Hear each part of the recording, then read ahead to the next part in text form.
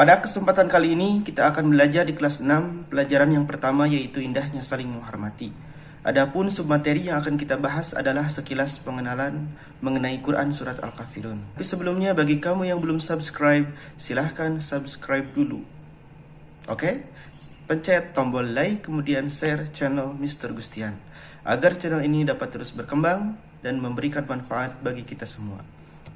Nah, ini adalah materi yang akan kita bahas, yaitu tentang sekilas pengenalan Quran Surat Al-Kafirun. Surat Al-Kafirun ini adalah surat yang ke-109 di dalam Al-Quran. Jumlah ayat dari surat Al-Kafirun ini yaitu 6 ayat.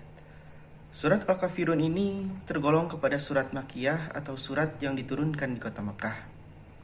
Kemudian surat Al-Kafirun ini diturunkan setelah surat Al-Ma'un. Adapun bagaimana latar belakang dari turunnya surat Al-Kafirun ini, atau bisa kita sebut sebagai asbabun nuzul dari surat Al-Kafirun. Pada suatu ketika Nabi Muhammad SAW menyebarkan ajaran Islam kepada kaum kafir Quraisy. Hari demi hari semakin banyak orang-orang Quraisy yang memeluk agama Islam. Maka muncullah kegelisahan di antara kaum kafir Quraisy. Kemudian mereka bermusyawarah dan akhirnya membuat suatu rencana supaya Muhammad berhenti menyebarkan agama Islam. Keesokan harinya, utusan pertama kaum kafir Quraisy ini menemui Nabi Muhammad. Dia membawa berbagai penawaran. Wahai Muhammad, jika engkau menginginkan kekayaan yang melimpah, kami akan memberikannya untukmu. Kalau engkau ingin kemuliaan, kami akan mengangkatmu sebagai raja. Bahkan, jika engkau menginginkan perempuan cantik, kami akan menghadirkannya untukmu. Semua kenikmatan di dunia ini, apa yang kau inginkan, akan kami penuhi, asalkan engkau berhenti untuk berdakwah. Nabi Muhammad sama sekali tidak tertarik dengan semua penawaran yang diajukan. Nabi Muhammad menanggapi penawaran tersebut dengan sopan. Aku tidak memilih sebuah penawaran itu. Sekarang, kembalilah engkau kepada kaummu. Utusan itu kembali ke tengah-tengah kaumnya dan melaporkan peristiwa yang baru saja terjadi. Kemudian, para pembesar kafir Quraisy kembali berkumpul untuk membicarakan tentang rencana selanjutnya. Tentang rencana bagaimana caranya supaya Muhammad berhenti untuk berdakwah. Pada hari yang telah ditentukan, datanglah utusan kedua untuk melakukan penawaran dengan Nabi Muhammad. Utusan kedua ini sangat berhati-hati dalam berbicara, agar nasibnya tidak sama seperti utusan yang pertama. Wahai anak saudaraku, bagaimana jika kita ambil jalan tengah demi menjaga perdamaian antar kabilah? Jadi kita saling bergantian menyembah Tuhan selama 1 tahun. 1 tahun pertama engkau dan pengikutmu menyembah Tuhan kami, Lata dan Uzza. Kemudian 1 tahun berikutnya kami akan menyembah Tuhanmu.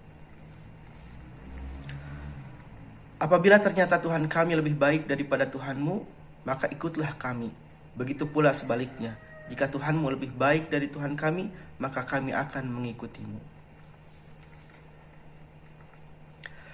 Nabi tidak habis pikir dengan penawaran kaum kafir Quraisy. Beliau tegas menanggapi penawaran mereka. Aku tidak akan pernah menukar keimanan kepada Allah Subhanahu wa taala dengan apapun yang kalian tawarkan, karena Islam adalah satu-satunya agama yang paling benar. Mendengar kesungguhan ucapan Nabi Muhammad, akhirnya kaum kafir Quraisy ini tersadar bahwa tidak ada yang bisa menghalangi dakwah beliau kecuali kematian. Kemudian turunlah ayat Al-Quran surat Al-Kafirun ayat 1-6 yang menguatkan perkataan Nabi Muhammad SAW. A'udzu billahi minasy syaithanir rajim. Bismillahirrahmanirrahim.